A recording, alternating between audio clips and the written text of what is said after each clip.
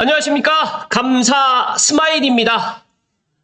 1월 6일 25년 1월 6일 새롭게 시작하는 한 주의 월요일 아침 방송 기쁘게 시작하겠습니다.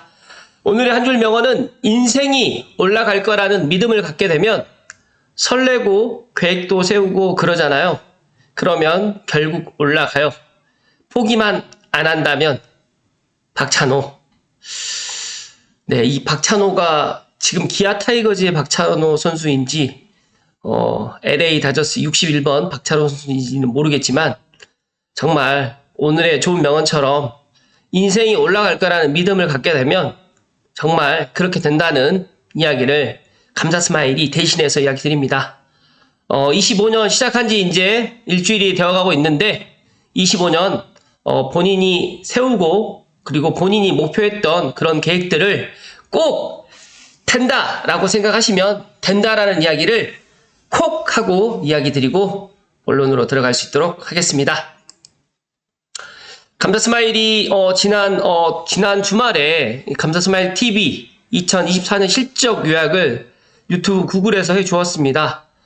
총 구독자 수 15,743명, 조회수가 206만 5천회, 업로드가 1,100회, 좋아요가 5만 1,000개, 댓글이 8,100개, 그리고 인기 동영상이 추억의 교회선 20년 만에 재개됐다는 이 영상이 제가 유튜브를 한 지가 그래도 조금 오래됐는데 2019년도부터 제가 했으니까 거의 한 5년 만에 10만 회 이상 조회는 처음인 것 같습니다. 최초 공개 교회선 시승 후기로 10만 1,000회를 지금 보이고 있고 지금도 꾸준하게 지금 많은 사람들이 사랑해주고 있는데요. 아무튼 제가 왜 이 이야기를 드리냐면 감사 스마일도 2024년에 시작하면서 이런 목표를 세웠고 된다, 할 수 있다라는 그런 굳은 믿음으로 달려왔기 때문에 24년에도 이렇게 멋지게 이런 멋진 실적을 갖다가 볼 수 있었다. 2025년에도 마찬가지로 변함없이 꾸준하게 저는 퀄리티 있는 방송보다 꾸준한 방송을 갖다 통해서 감스님들께 더욱더 귀한 정보, 도움이 될 수 있는 정보를 앞으로도 꾸준하게 드릴 수 있도록 하겠습니다.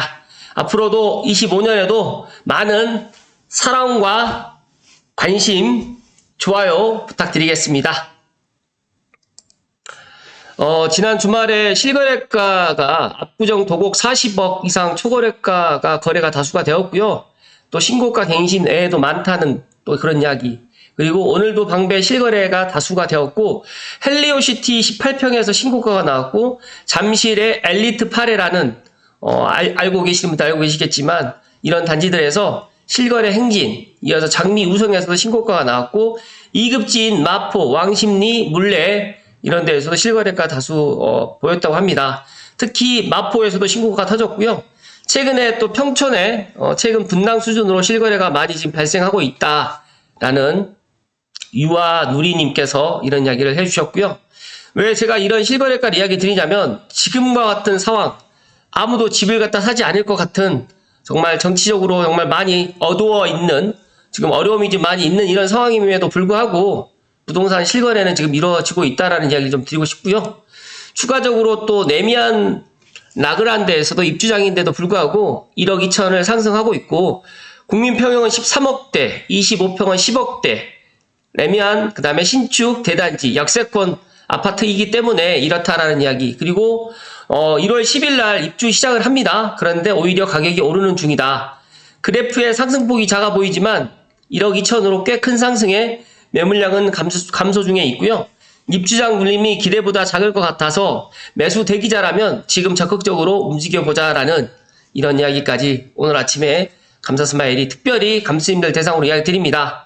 물론 이 이야기들이 정말 지역적으로 국한되어 있지만 제가 생각했을 때 1월 달에 또 설 명절이 있고 정치적인 불확실성이 어느 정도 해소된다고 하면 저는 빠르면 2월, 정말 더 빠르다고 하면 1, 4분기, 2, 4분기 초쯤에는 충분히 이런 시장 상황이 펼쳐질 것이라는 말씀을 감사 스마일이 소신껏 이야기 드립니다.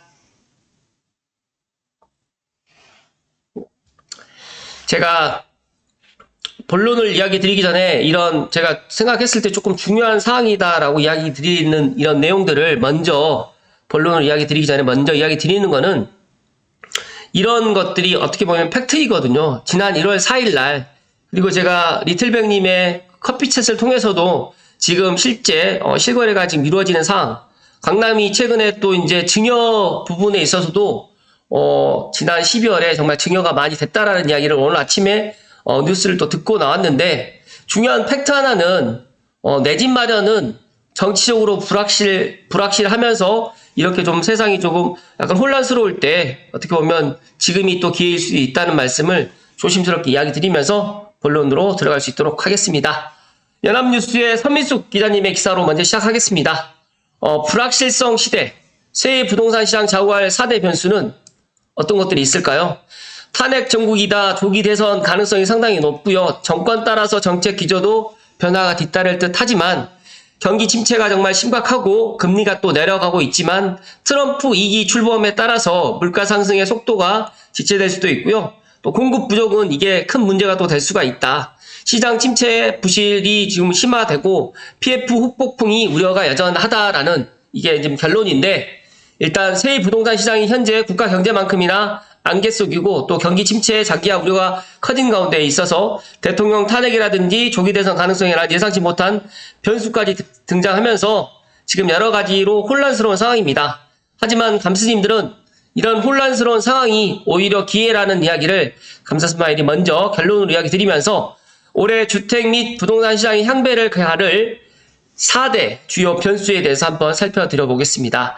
첫 번째 변수 1. 탄핵 정국과 조기 대선 가능성. 3년 만에 정책 기조가 바뀌나 올해 부동산 시장의 가장 큰 변수가 지금 윤석열 대통령 탄핵과 조기 대선 여부인데 어찌됐든 간에 이게 어떻게 결론이 날지는 아직 모릅니다.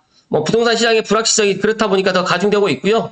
주택시장은 이미 지난해 9월 시중은행의 대출 규제 강화라든지 2단계 스트레스 DSR 그리고 시행 등의 금융 규제로 인해서 거래가 지금 급감하고 있습니다. 그렇다 보니까 시장 침체가 장기화할 분위기면서 거래가 감소하면서 당장 사정이 급한 사람은 시세보다 싼 값에 집을 팔아야 돼서 실거래가가 떨어지고 있고 결국 집값 하락으로 지금 이어지고 있는데 이게 이번 주 서울 아파트 가격은 41주 만에 상승세를 멈췄고 수도권 아파트 값은 2주 연속 하락했습니다. 만약 탄핵이 기각되면 정부의 부동산 정책에도 큰 변화는 없을 전망이라고 하지만 이런 것들이 앞으로 어떻게 될지는 그 누구도 예상을 못하고 있습니다. 하지만 중요한 거 하나는 탄핵이 기각이 되거나 탄핵이 인용이 되거나 이런 게 중요한 게 아니라 우리가 지금 내 집 마련을 희망하시는 분들 그리고 내 집 마련 타이밍을 잡아야 되시는 분들 갈아타기를 해야 되시는 분들은 오히려 저는 지금이 기회일 수밖에 없다는 말씀을 감사스마일 이야기 드립니다. 윤석열 정부에서 소득세법 시행령 개정을 통해 가지고 다주택자의 양도세 중과 규정을 올해 5월 9일까지 유예했는데 일단은 다행스럽게도 내년 5월까지 1년 더 연장한다는 방침이다 보니까 이런 것들이 또 시장에 또 어떻게 보면 긍정적인 영향을 또 끼칠 수가 있을 것 같고요. 또 민주당이 또 집권하게 되면 다주택자 감세는 부자 감세로 보는 당의 정체성을 고려할 때 폐지는 물 건너갈 공산이 또 크다라는 또 이런 이야기도 있고 또 일기 신도시를 포함한 재건축 사업은 속도 조절이 예상되면서 또 재건축 초과이익 환수세 폐지는 공연불이 될 것으로 보이기 때문에 이런 것들이 또 주택시장에 또 악재로 또 보일 수도 있다라는 또 이야기를 하는데 익명을 원한 한 대학 교수는 문재인 정부가 정권을 내준 결정적 이유가 규제 일변도에 부동산 정책이 꼽히는 만큼 민주당이 집권할 경우에 당의 정체성은 유지하면서 규제의 강도는 달리 적용할 수 있다라고 또 이렇게 또 전망을 하신 분도 있습니다. 근데 이게 이제 지금 이야기 드리는 변수 1이고요. 변수 두 번째는 금리가 내려도 물가가 변수가 될 수가 있다. 7월 대출도 규제가 더 강화될 수 있다. 이게 무슨 뜻이냐면 이미 올해는 금리 인하가 예고되어 있고요.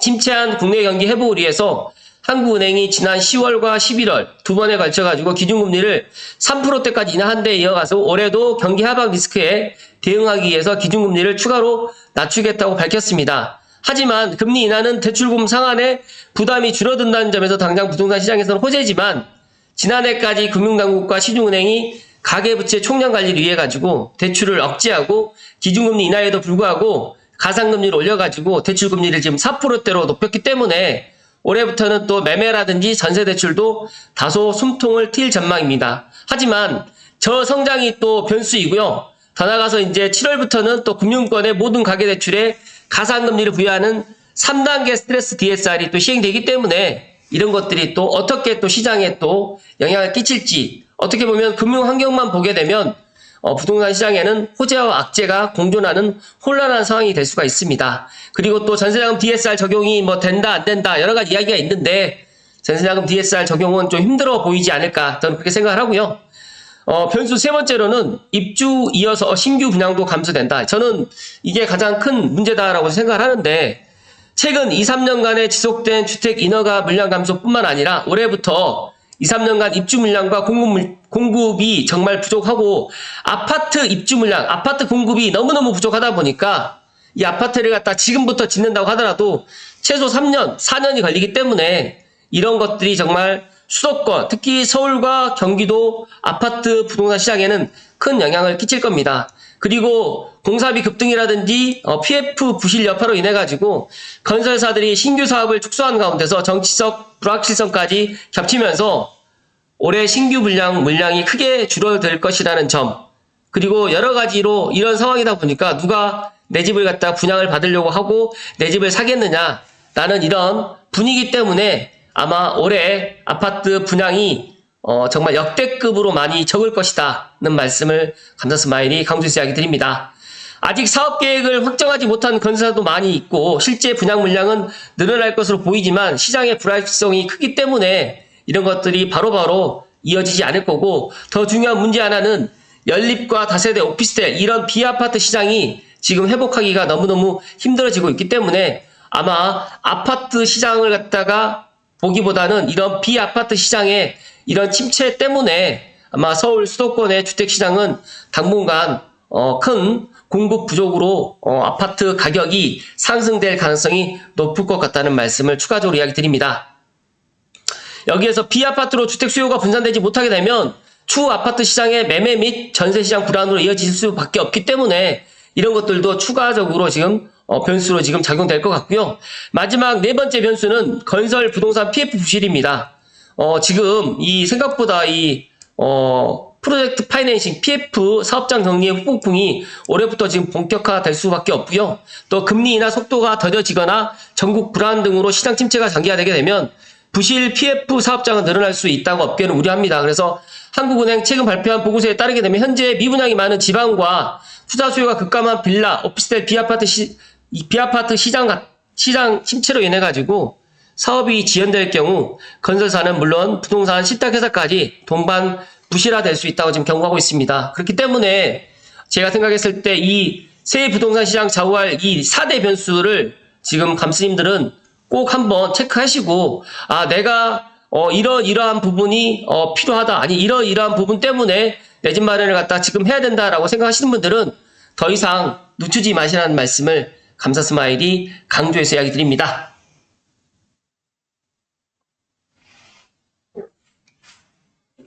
감사스마일에게 많은 분들이 여쭤보고 있습니다. 올해 정말 아파트 및 주택시장은 여러 가지로 이제 이런 4대 변수가 있지만 제가 생각했을 때는 가장 큰 문제는 이 공급 절벽입니다. 이 공급 절벽이 지금은 와닿지는 않겠지만 고양시만 예를 들어도 지금 풍동에 있는 데이앤뷰에 있는 지주택이라든지 일산 엘로이, 더샵 일산 엘로이만 올해 입주하고요. 입주가 없습니다. 그렇다고 또 내년에 또 입주가 많으냐? 장항지구의 입주 물량밖에 또 없어요.